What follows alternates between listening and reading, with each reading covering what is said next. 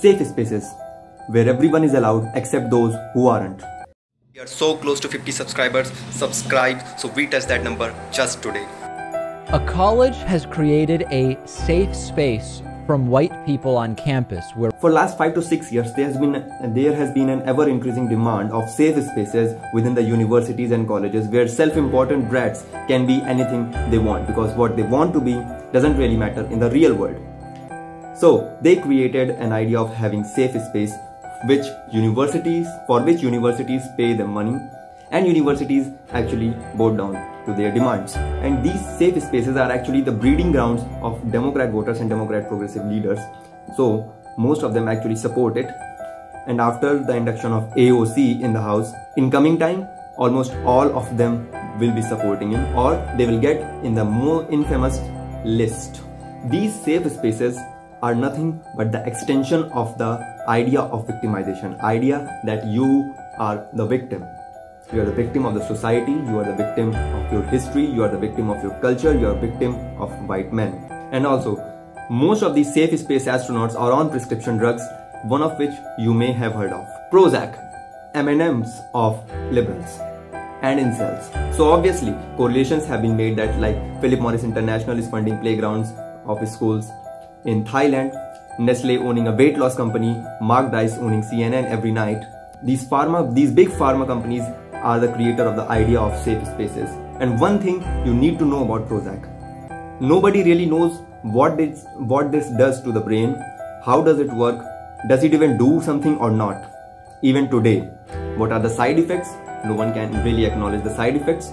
Giving Prozac for a problem is like throwing a dart in a dark room on a target which may or may not exist, as said in this cracked advertise. Now, Prozac is the most prescribed drug in the country. No other drug comes even close, and people who are on it will stay on it for most part of their life. So it is just really profitable to get them on it as soon as possible. Here's the problem about the progression of safe spaces. Initially, these pharma companies used to target the people who are on their jobs. You must remember that these safe spaces should be for people who are mentally crippled in some way or mentally challenged in some way to get better integrated into the society, and should not be for the people who identify as crippled, even though they seem to be. And if you think that these safe spaces will not affect the future of the country, then remember, these safe spaces are demanded by the same people who got trophy for existing in the school. And if you are getting your child a safe space in the college, you are just making him weak or her weak for the rest of the life. If any parent is listening to this, do not get your child into it. Make sure that during the early years of childhood, you make him or her tough to handle the life. Because if you are not going to learn it in college, life will teach you when you actually go out and where it matters. This is Rishabh Awasthi from Early Morning Show.